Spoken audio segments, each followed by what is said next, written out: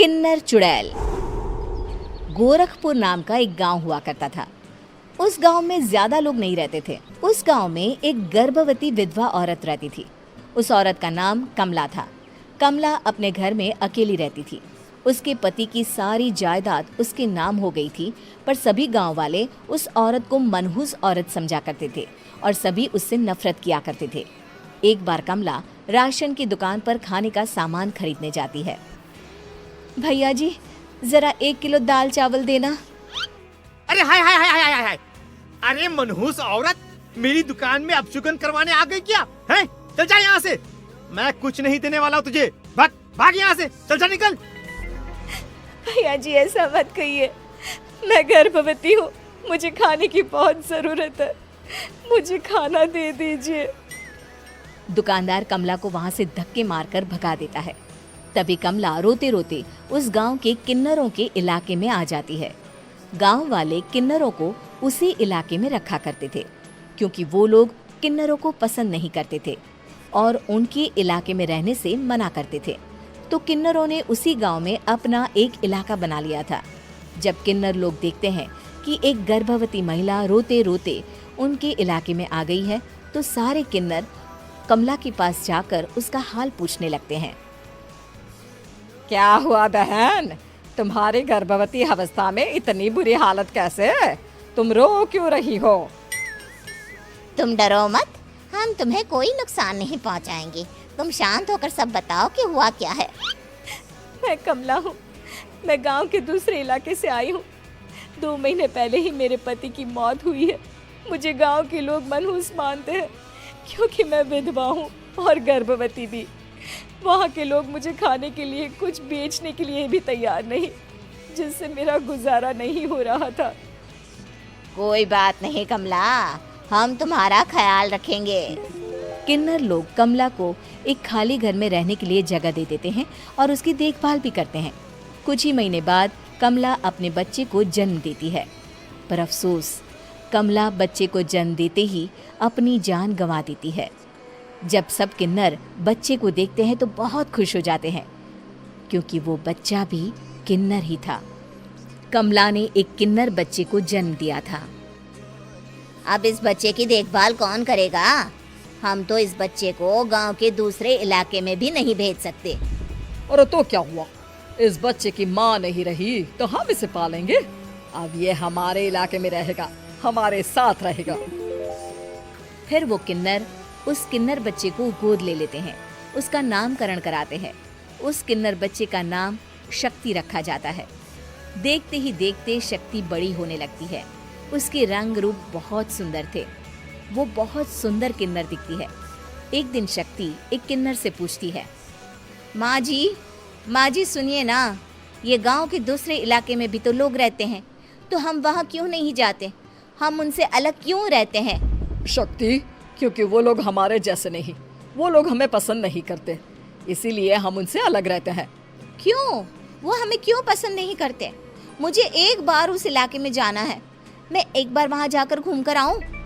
शक्ति, खबरदार, जो तू उस इलाके में कभी भी गई तो अपनी जान नहीं गंवाना चाहती तो उस इलाके में कभी कदम भी नहीं रखेगी, समझी? इतना कहकर वो किन्नर वहाँ से चली जाती है। शक्ति उस किन्नर की बात सुनकर बहुत रोती है। माँ जी, ऐसा कैसे कह सकती हैं? उन्होंने इतनी सी बात के लिए मुझे इतना डांटा। अब तो मैं उस इलाके में जरूर जाऊंगी। फिर एक दिन शक्ति गांव के दूसरे इलाके में चुपके से जाती है। ये लोग तो हमारे जैसे ही इंसान हैं, तो ये हमसे नफरत क्यों करते हैं? जब शक्ति उस इलाके में पहुंचती है तो गांव के सारे आदमी उसके रूप से मोहित हो जाते हैं। वो लोग ये अंदाजा नहीं लगा पाते कि वो किन्नर है। शक्ति की सुंदरता देखकर सारे गांव वाले उसकी तारीफ करने लगते हैं। तभी गांव का चक्कर लगाने गांव के जमींदार का बेटा हर्ष वहां पहुंचता है। हर्ष भी दिखने में बहुत सुंदर होता है। जब हर्ष ने शक्ति को देखा तो वो भी उससे मोहित हो गया, और जब शक्ति की नजर हर्ष पर पड़ी तो वो हर्ष को देखकर मोहित हो गई। आपको पहले कभी इस गांव में देखा नहीं। इस गांव में आप नए हैं क्या? जी नहीं, वो मैं बस। तभी शक्ति बोलते बोलते रुक जाती है और मन में सोचने लगती है, अगर मैंने इनको बता दिया कि मैं दूसरे इलाके से आई हूँ तो वो समझ जाएंगे कि मैं किन्नर हूँ, इसलिए मुझे इनसे झूठ ही बोलना पड़ेगा। शक्ति हर्ष को कहती है, जी हाँ, मैं इस गांव में नई आई हूँ, यहाँ अकेली रहती हूँ। वैसे आप कौन है? आप भी इसी गांव में रहते हैं? जी हाँ, मैं इस गांव के जमींदार का बेटा हूँ। आपको किसी भी चीज की जरूरत पड़े तो आप मुझे बता देना, मुझे अच्छा लगेगा। ऐसे ही शक्ति और हर्ष एक दूसरे से रोज मिलने लगते। वो दोनों अपने प्यार का इजहार करने एक दूसरे से मिलने जाते हैं। तभी शक्ति का पीछा करते करते एक किन्नर वहां आ जाती है। शक्ति, शक्ति, मैं तुमसे बहुत प्यार करता हूँ। मैं तुमसे शादी करना चाहता हूँ। क्या तुम मुझसे शादी करोगी? हाँ हर्ष, मैं तुमसे शादी करूंगी, पर मैं तुमको अपने बारे में एक सच्चाई बताना चाहती हूँ जो मैंने तुमसे छुपा कर रखी है। तभी उनके बीच में ही वो किन्नर आ जाती है। शक्ति, तेरी हिम्मत कैसे हुई ऐसा करने की? वो किन्नर शक्ति को खींचकर गांव के जमींदार के पास ले जाती है। हर्ष भी वहां शक्ति को बचाने के लिए पहुंच जाता है। जमींदार शक्ति और हर्ष के प्यार के बारे में सुनकर गुस्से में आ जाता है और शक्ति को गांव के बाहर निकालने की सजा देता है। शक्ति ये बात सहन नहीं कर पाती और कुएं में कूदकर अपनी जान दे देती है। जमींदार हर्ष की शादी गांव की एक लड़की से करवा देता है, पर हर्ष इस शादी से खुश नहीं होता। शक्ति अपना बदला लेने के लिए मरने के बाद किन्नर चुड़ैल बन जाती है। अब मैं इन गांव वालों को नहीं छोड़ूंगी, अब इनसे मैं अपने प्यार का बदला लूंगी। किन्नर चुड़ैल गांव वालों को परेशान करना शुरू कर देती है। एक बार वो रात को गांव के खेतों में पहुंच जाती है और वहां आग लगा देती है। सारी फसल जल के राख हो जाती है। जब एक आदमी रात को उठकर देखता है कि खेत में आग लग गई है तो वो वहां पहुंच जाता है। वो देखता है कि खेतों के बीचों बीच एक किन्नर चुड़ैल खड़ी है और वहां खड़े होकर ताली बजा रही है। गांव वाला किन्नर चुड़ैल को देखकर बेहोश हो जाता है। जब सुबह उस आदमी को होश आता है तो वो सीधा जमींदार के पास जाता है। अरे जमींदार साहब, अरे वो किन्नर चुड़ैल ने मेरी सारी फसल जला दी। अब मैं क्या करूंगा? क्या होगा मेरा? जमींदार चुड़ैल किन्नर का नाम सुनते ही सब कुछ समझ जाता है। अब वो बहुत डर जाता है। उसी रात को जब जमींदार डर के मारे अपने कमरे में सो नहीं पाता, तभी वहां अचानक से किन्नर चुड़ैल आ जाती है। किन्नर चुड़ैल जोर जोर से जमींदार के आगे खड़ी होकर हंसने लगती है और ताली बजाने लगती है। जमींदार उस डरावनी किन्नर चुड़ैल को देखकर बहुत डर जाता है।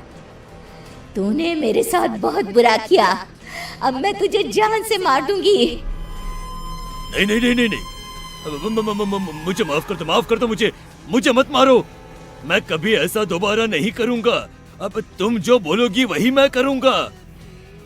ठीक है, मैं चाहती हूँ कि किन्नर इलाका गांव के इलाके से जुड़े और गांव का कोई भी आदमी किन्नर समाज से द्वेष ना करे, उससे नफरत ना करे, नहीं तो मैं सारे गांव को मार दूंगी।